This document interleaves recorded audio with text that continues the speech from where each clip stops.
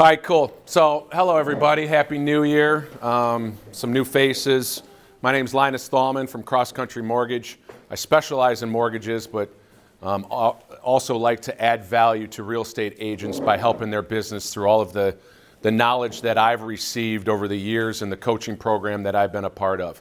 So it's funny because I've had some people that say, oh, you know, I'm not coming to your class this month in January because I do this in other offices, in my office. They said I was at your class last year.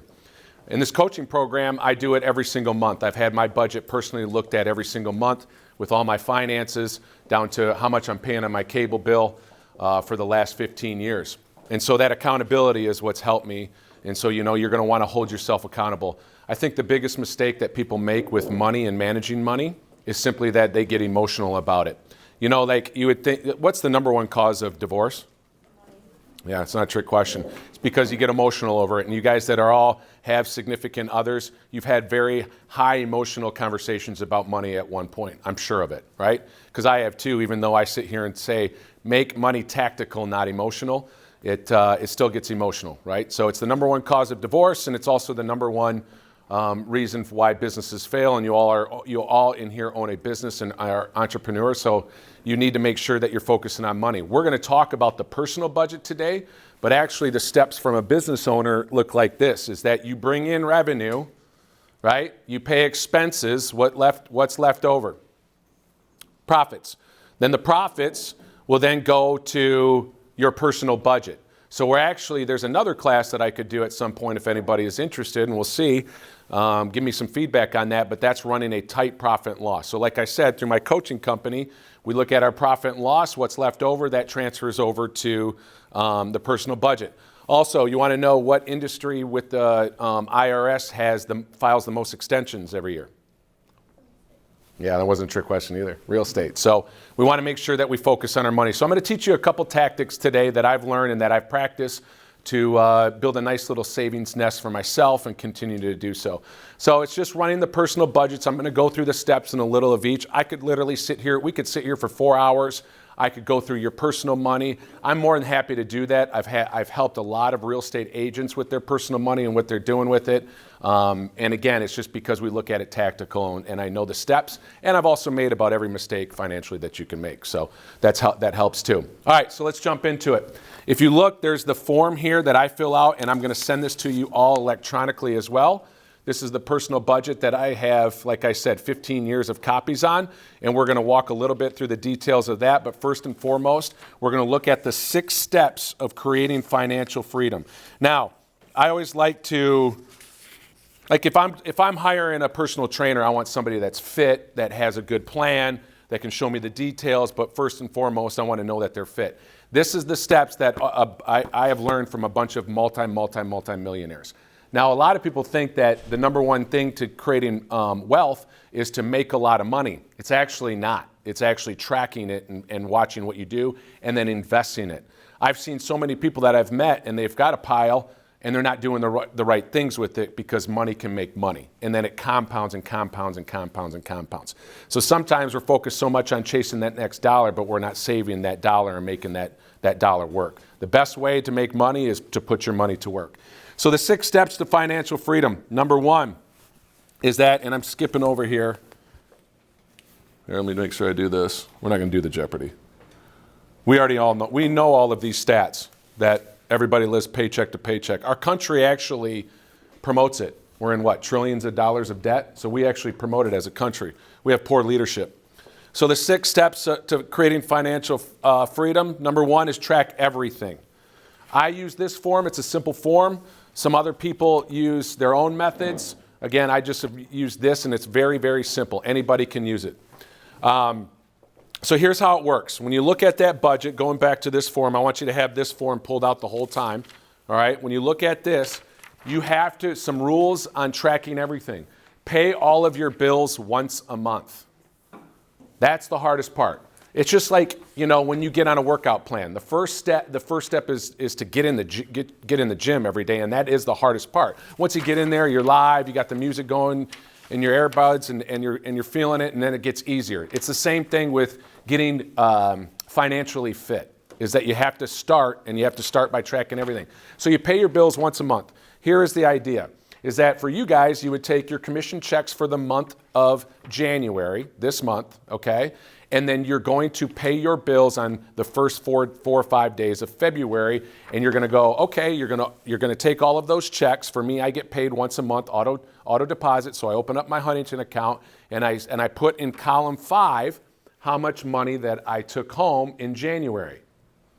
I write that number down, and on these numbers are like, if I had a $113 refund bill that I overpaid on medical or something like that, and I got a check in the mail, that also goes in column 5. Any income for your family goes in column 5, okay, from the month of January when we're doing February's budget, all right?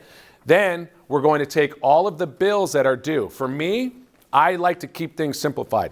I have a pretty hectic life. Lots of chaos, so I try to simplify it as much as possible. Running businesses, running a household, managing kids, basketball, all of that. So what I do is I have actually 3 credit cards. One, the nanny has for everyday expenses. The next one is for all of my personal expenses. So what I do on there is, consumers is auto on there. Everything that you have auto deducted, most of you do from your checking account. You are not being a good accountant for your family right now. Because that's all this is we're just running accounting for our family. Do you think that major corporations and businesses just say, hey, at the end of the month, let's hope that we had enough money to pay the bills? Do successful businesses do that? No, absolutely not. Why are we doing that with our own money and our own future and our children's future and our family's future? So we want to make sure that we put all of our bills, our personal expenses on one card. I have an American Express with Delta. I like to travel a couple times a year. I get the miles, so that's what I choose, all right? Then I have all of my business expenses on another account. Now, I know there's that gray area, right, where you guys can, and I definitely promote that. We want to save taxes, saving. The best way to save money is to not pay as much in taxes as you are supposed to, okay? Let's just say it. I know this is being recorded. I'm not supposed to say that, but it is what it is. So, dinners, all of that you say this could be a business expense, I'm going to put on the business card. Follow me? So you should have, the rule is 2 credit cards. And so when I get my bills every single month and I open it up, I have 3 credit cards that I have to pay. I pay my mortgage, I have 1 car payment, and then I have my club that I get every single month, the club that my family's a part of. So I have 5 bills that I have to pay. So here's how it works. Follow me. All my paychecks, I open it up, I write that down. Okay, I took home in January this amount. Then I open up my bills, and the American Express, the Chase, and the Capital One have X amount of balances. That's number 3, how much I paid. I pay those. I pay my mortgage, my auto. This is all column 3. And then I have an IRA automatic deduction of $500 a month because I can contribute $6,000 a year to my IRA, which is savings. So then I have column 5. Let's say hypothetically, even numbers, column 5 says I took home $10,000. I just pay those 5 payments, and I have $8,000 in payments. That means that I have $2,000 profit in my family household budget for that month of January. Does everybody follow me, or does anybody have any questions yet? Because feel free to ask questions because everybody else is thinking them. This is where it gets a little complicated. I'm sorry? Another folder. Yes, that's a great question. Do I? Did I hand them all out? Do we have any more?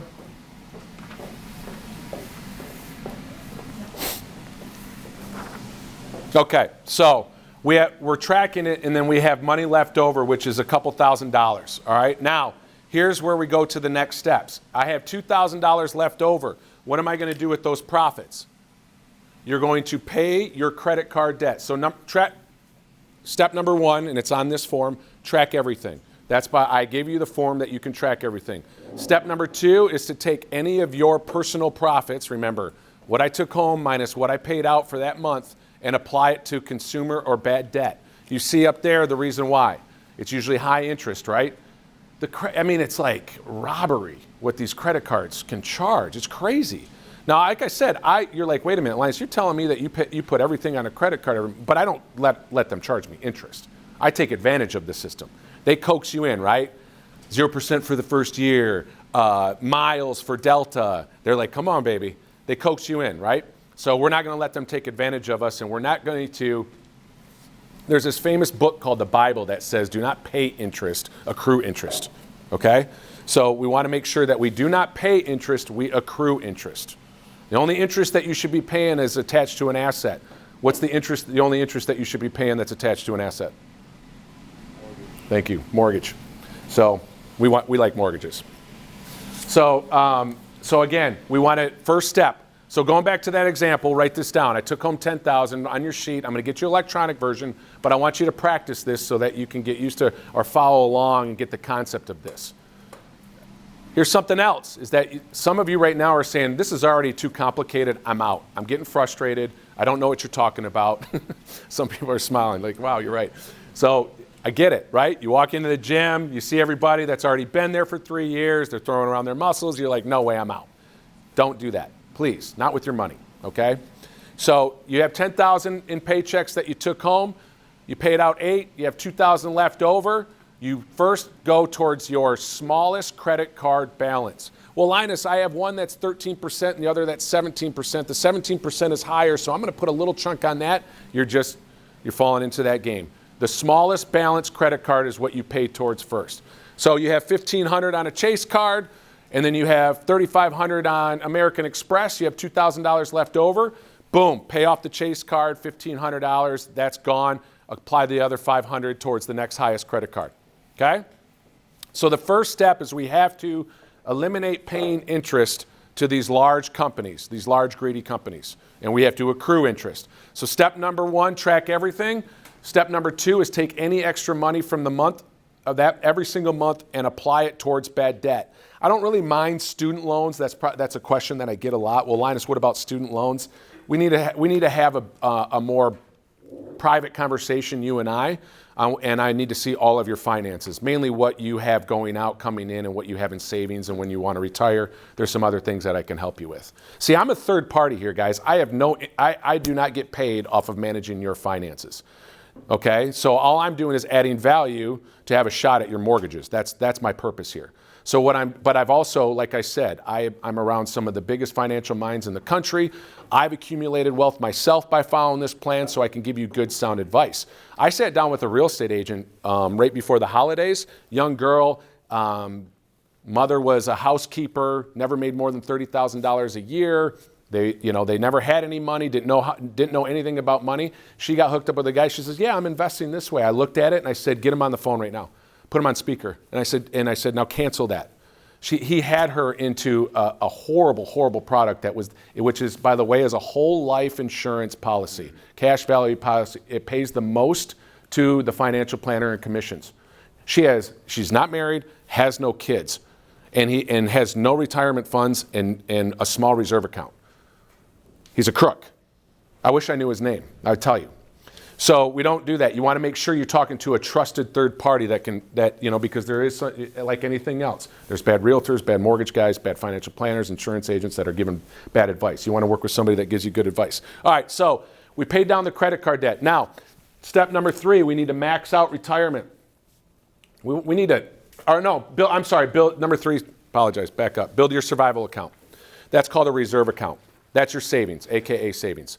So another reason why we get into credit card debt is because we spend all our money and we don't have a fluff account. So go back to that. You already have that personal budget laid out. Column number 1 is the minimum that you pay each month. And that bottom line number is what is called your survival number. In other words, how much does it cost for you and your family to survive? I did this for a long time because there's steps of accumulating money, let's call it. Step number 1 is that and everybody falls into one of these categories, is that you're in survival mode. Is that you need to sell a house and get a commission check, and your spouse needs to make sure that they punch in and punch out every day, or else you don't pay your bills. And then there's big problems, right? So survival mode. Over 75% of the country is in that. That's okay. There's nothing wrong with that. But we want to try to get you out. All right? Number 2 is stuff. You start accumulating stuff. For me, I actually grew up poor, then middle class, and then after I left the nest, my parents created a business and became wealthy. So I had an advantage. I saw all levels of that. But when we were middle class growing up, I got to go one time a year and get a new pair of Michael Jordan's shoes, right? Yeah, right? It was awesome. It was the best. And that was when Jordan was playing, and it was the greatest, my favorite day of the year. My father took me. We made a whole day out of it, did lunch, and I got to pick out whatever Jordans I wanted, and that was it. Other than that, we didn't spend. He was very frugal.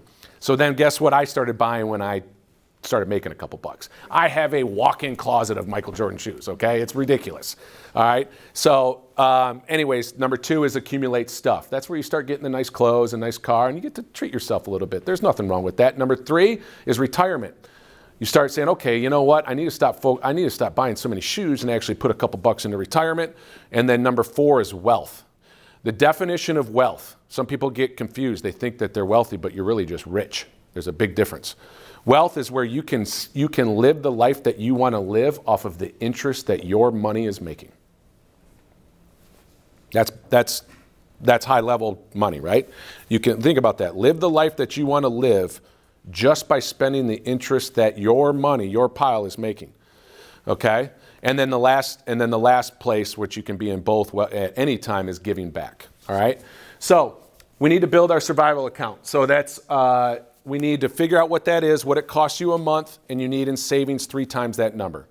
So for example, if it costs you or your family $5,000 to live, you need $15,000 in your savings account. Here's the other part of that. I see so many people that are scared about money and emotional about money, and they have $115,000 in their savings account. It costs them $3,000 a month to live, and they have no money in retirement or the market. That's not smart. Okay, so, well, I don't trust anybody because of the story that you just told me about the financial planner. You just have to make sure that you get with the right people, because now you're doing yourself a disservice. You're actually losing money. What's the big term right now going on with money? Inflation. Inflation, then, if you just kept your money in a checking account, you actually lose money because the dollar weakens every year, right? Like we wish we would have bought up every home back in the 1960s, our parents, right? Inflation, everything goes up. So we ought to make sure that we don't keep excess funds and that we put it to work. And some people say, well, I'm in real estate. What if I need that money if I go 2 months without closing? I can text my financial planner right now and I can ask for any amount of money and he'll have it in my account within 7 minutes.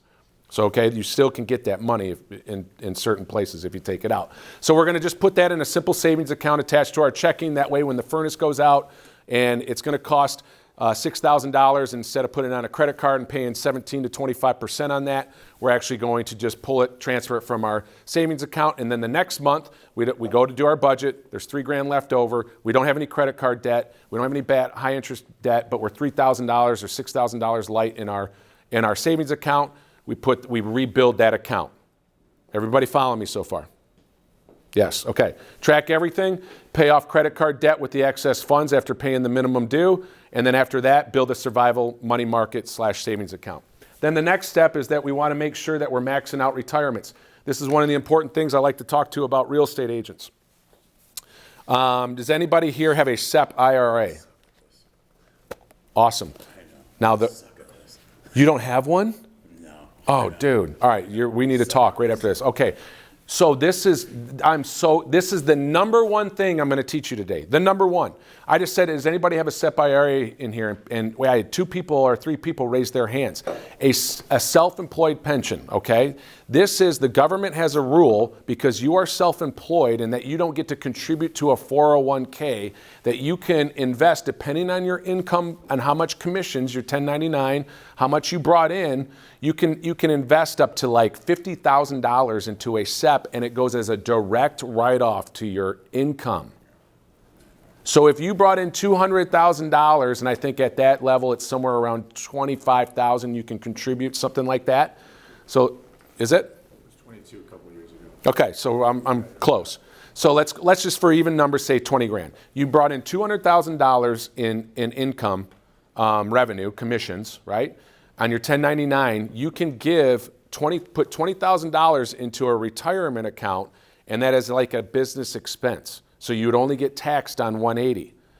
The most important thing, you have to do this. All right, let me teach you something right now.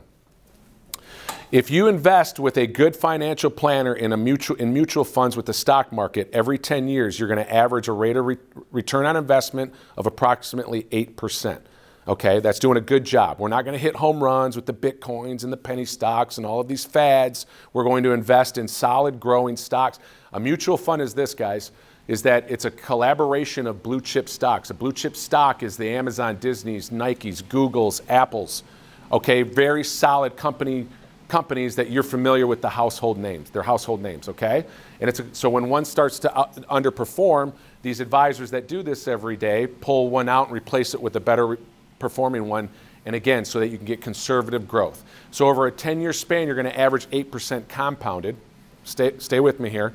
And then when you look at what you get as far as a 401k or as a SEP, why I'm telling you it's the most important thing that you can invest in, guess what the rate of return on those are over 10 years, on average? What? 14. On average, well, over the last 5-10 years, 2%. So why would I have you put into a 401k or a SEP first before you invest in a mutual fund? I'm in a 42% tax bracket. The government takes 40% of every one of my checks. I'm W-2'd. I get a 40% return on investment for every dollar I put with a 401k because I got to invest it before the government took their share. You guys all average about 20%, no matter what your income is, because you have the more income, the more write-offs, right? So you get a 20% return on investment on that money immediately because you saved 20%. And you're going to put it with an advisor in a good performing self-employed pension IRA, where then you're going to get another 2 to 5% compounded. Compounded is that it grows and grows and grows and grows and grows. I've had my money make me more money in 1 month than my commissions have done, okay? Because I was taught early and I invested early. Go to investor.gov and do a compound interest calculator and figure that out, all right? So, everybody in here needs to reach out to me or reach out to a trusted advisor or your parents or a friend that's financially astute or somebody, and I personally will connect you with the people that will teach you how to open up a SEP and then invest it in the right place. My financial planners, I have 2. The one that I'm primarily with now, I compared up my peers around the country that also practice and review this budget, and he's always either losing less or making more. Okay, so I can refer you to those people, but you all need to open up a SEP immediately. All right. So we want to do that. We want to get into and you can invest, like I already made mention of, $6,000 per person. If you're married, you can do $12,000. Yes, Brooke. So, in your opinion, and maybe this is just a financial advisor question, but like mine directed me to do a 401k, and I funded as the employee and as the employer, which still equals out to more than the 61. But they said that it didn't make sense to do a SEP. Because you're already doing the 401k. It was one or the other. You can't do both. That's why. Right. So that's fine. So, do you think that there's the SEP is worth more because you keep saying SEP? Because I'm talking to the so you have some sort of a company then that you're paying into you as an employee. Yeah. So it's the same thing. A 401k and a SEP, I'm giving you the same concept. I keep saying SEP because you all are. Is anybody else W-2'd in here? Does anybody else have a W-2 in here? That's why. Not W-2. Like, You have to be. If you're in a 401k, then you have to. You just said you're paying yourself a four. You just said you're paying yourself. Is your I'm business through an funding it LLC? as the employee and as the employer, but it's not, it's just a solo 401k is what they're calling it, but I'm only 1099. You're not paying yourself a W-2? No. Then I'm confused. Because the 401k is only for W-2 employees. But if you're paying yourself, your business is paying you as an individual, then you are getting a W-2. You might just not know it. No, I'm not. Maybe I misspoke. I'm not paying myself on a W-2. Then I don't know how I don't know how he's doing a 401k without. 401ks are only for W-2 employees. Ask your financial planner what's going on. But I think what you're. I brought up the SEP because the last person that came in brought up SEPs too, and they said it was better for me to do the 401k. I don't know how they're doing it. I think what your question is which one's better, a SEP or a 401k? And the answer is they're the same. They should be.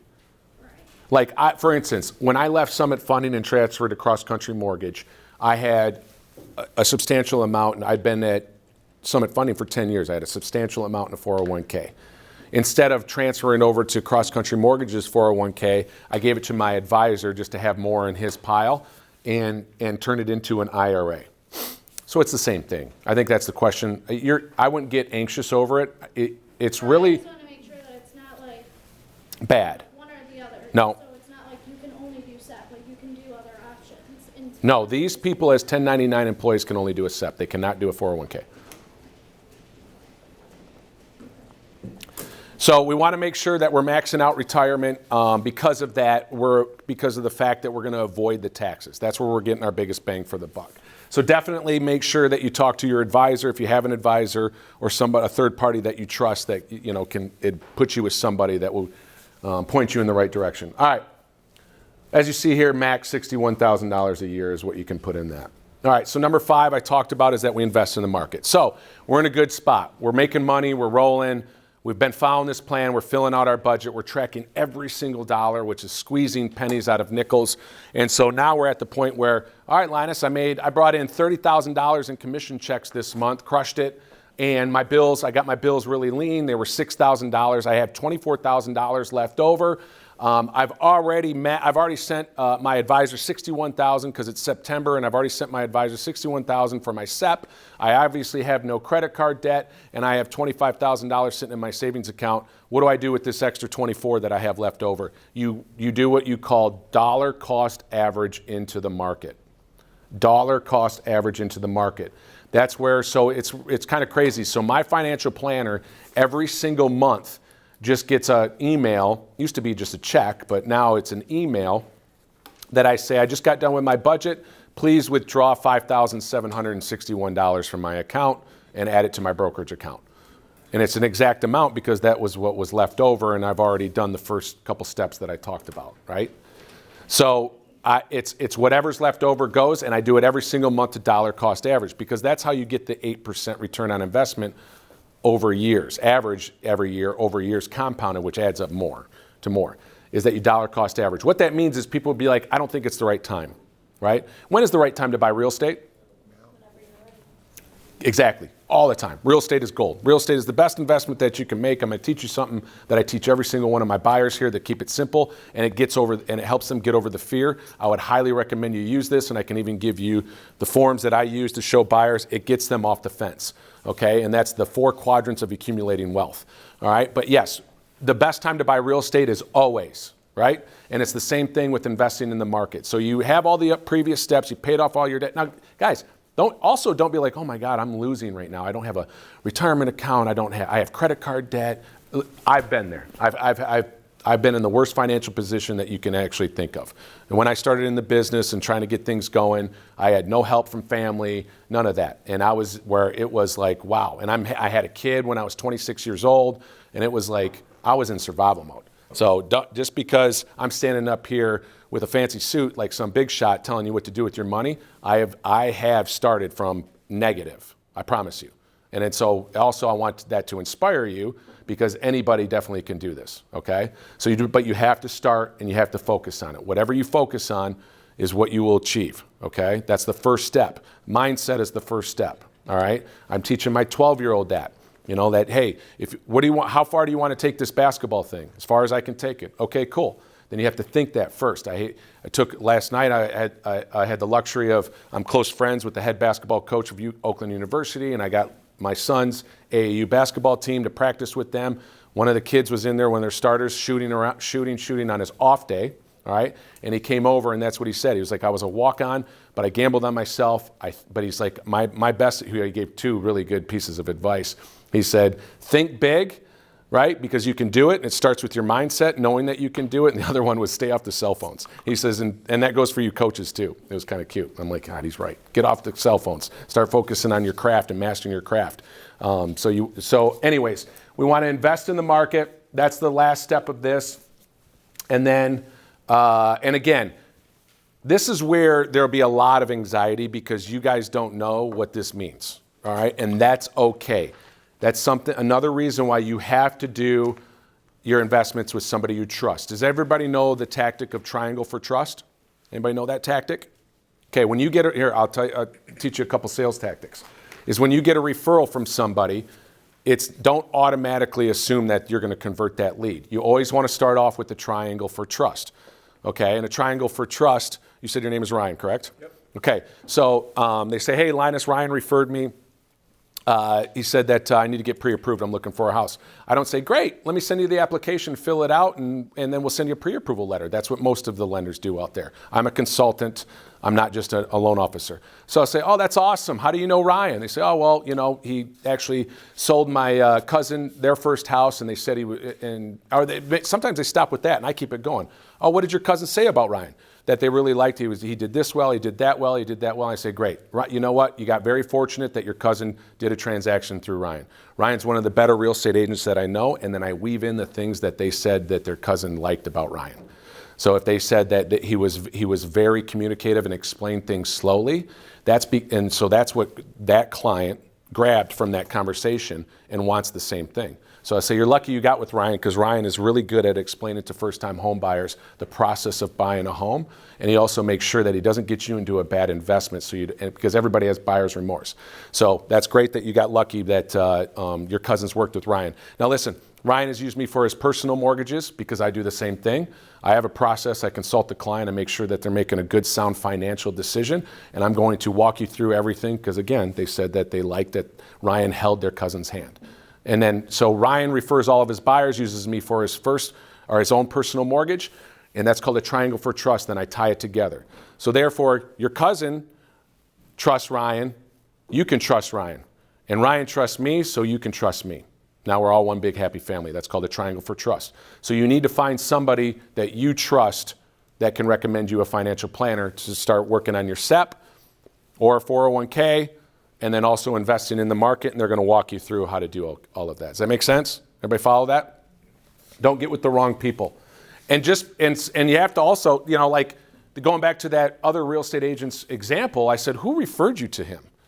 And she said one of her mentors at her office. And I was like, oh my gosh, get me a class for working on personal budget at your class, or at your office, right? Because then some people are steered wrong. You got to be careful. Again, but don't let that stop you. There's some people that do this really, really well that are out there, a lot of them.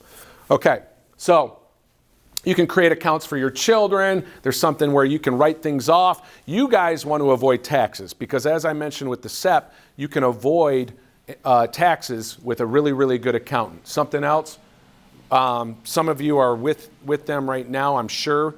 I started referring these guys. I've referred them more real estate agents. They work with more realtors than anybody in the country because they've mastered realtors accounting.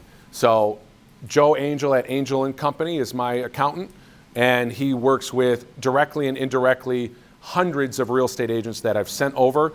He'll do a free review to make sure that your accountant did it properly because he knows real estate accounting, and it saves. And 9 times out of 10, they walk out and the realtor does and says, I just signed up with him because they just found something. They're amending last year's returns and doing this moving forward to save me some money. Joe Angel, 248-649-8720. Just let him know that I sent you and that he'll do a free review to make sure that your taxes are set up properly. Okay, so, and there's other things that you can, that you need to be investing in if your kids are going to go to college and what kind of income you're on. Depends on whether you should be in a 529. We can get more personal with that. Number 6, if you choose, this is the last step. So a lot of people will prepay their mortgage first and they don't have a reserve account or credit card debt. That's ridiculous. Mostly everybody, not everybody, but mostly everybody gets to write off the interest that they pay on their mortgage, and that's attached to an appreciating asset. Your credit card is just interest that you're throwing away, okay? So you can prepay your mortgage. It depends on where you're at in your life. If you're looking to time it to have your mortgage paid off when you retire, meaning that you're over 50 or 60 years old, that's where it makes sense. I personally don't believe in prepaying your mortgage if you're anywhere under 50 years old. That's me personally. I would like you get bigger bang for your buck by investing it. That's my personal belief. But if you want, if that makes you feel better, that's okay too. There's nothing wrong with it because you do save some interest. Number 7, which is not on here, which is extra credit to help change the planet. Number 7 is that you give back. So I'm required to give a certain amount of money every year through my coaching program. The founder and CEO of the coaching program started building millionaires across the country, and he decided to give back by saying you're all required to do this, meaning give back. You have to give. We set giving goals. Last year I gave away $24,000 to charitable foundations, whatever you want to call it. I have some people that I give a couple $100 a month to, every single month that I know are struggling with their groceries and whatnot. So you want to change the planet with this money that you're saving. And this is, if you track your money, that's something that it's very fulfilling. It's more fulfilling than buying a new pair of Jordans, I promise. So so that's an extra credit step. Now, going back to the 4 quadrants, write this. I don't have it in here. Make a big circle, a line down the middle, and a line across. This is what I teach every one of my buyers, and hopefully your buyers too. I taught it yesterday to somebody that's super scared. They got into financial distress about 4 years ago. They sold their house because they had a bunch of equity. They paid everything off. They've been renting for 3-4 years now and are freaking out now because they don't want to buy a house. They think that they're not ready. They had an 800 credit score. They had 100 grand in the bank. They have 450 in their retirement. And I said, you're in a beautiful position. Let me help you with something. The 4 quadrants of accumulating wealth. Number 1 in the top left triangle, or whatever you want to call that, pie. Number 1, the most important thing that you have to do is you have to own a primary residence.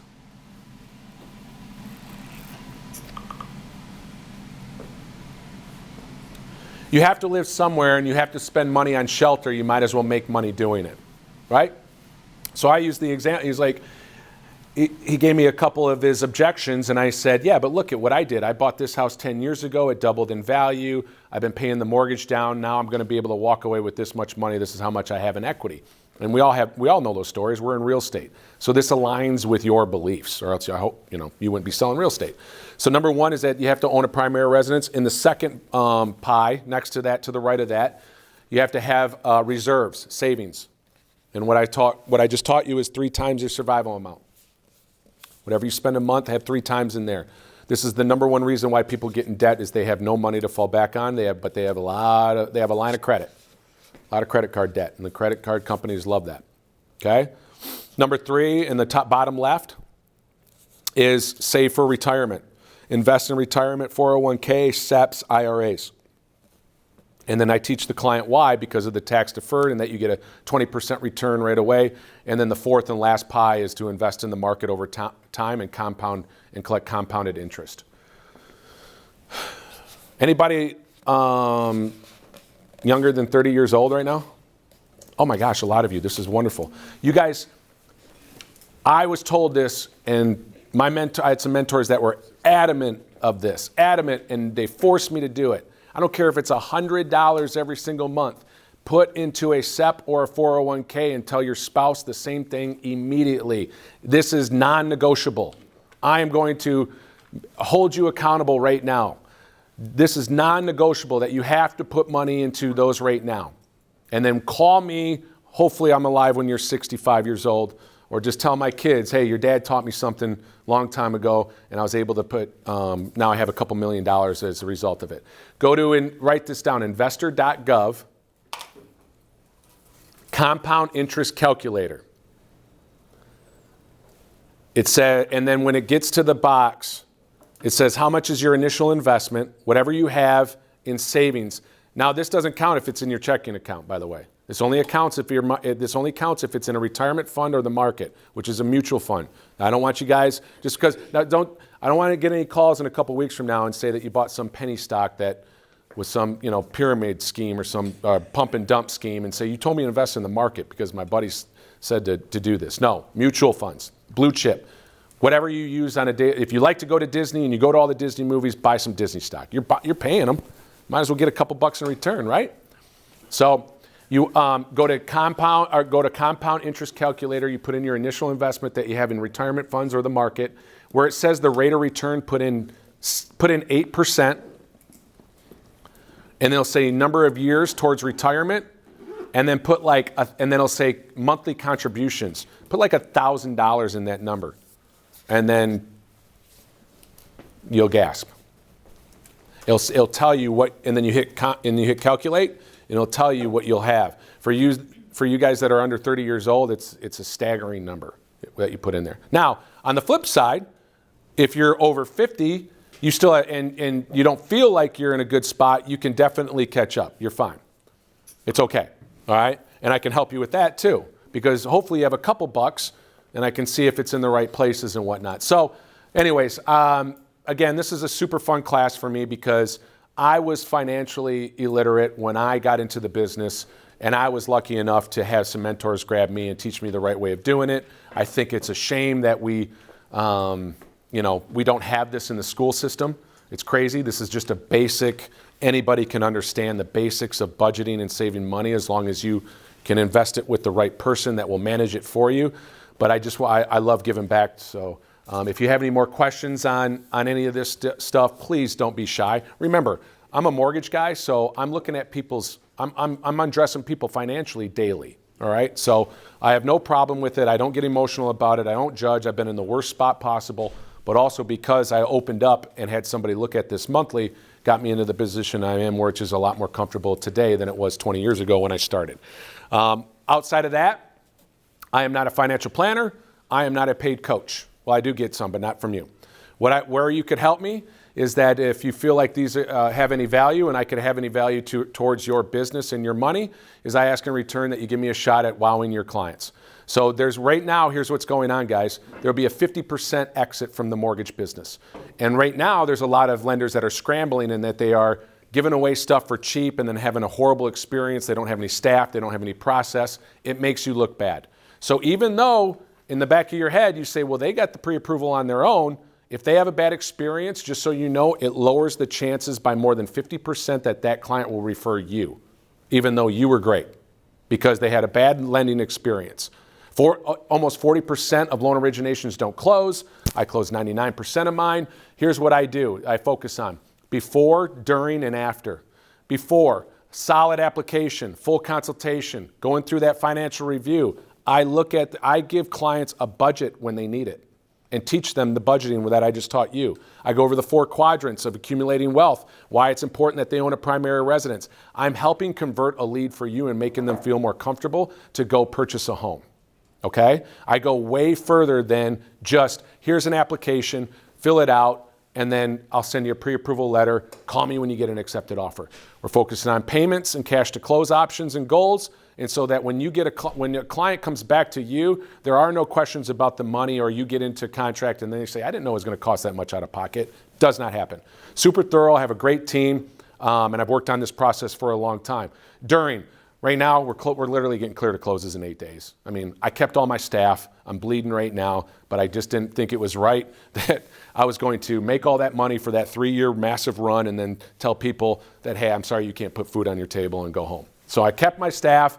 So we have all hands on deck. We're closing loans super, super fast, and we're super hands-on, and we're converting more leads. The follow-up on the leads, I'm converting leads when you don't even know it. For you. 6 months later, I'm giving clients back because I have a weekly program for 10 weeks, concierge program, a follow-up, and then an every 3 months, every 90-day program to follow up with them if we didn't convert them at that time, okay? After, I'm going to generate more referrals for you. This is what you need to focus on, and we missed the boat. Has anybody been in business for more than 3 years? Okay, for you guys that raise your hands, you have to call 20 past clients this week. You're welcome.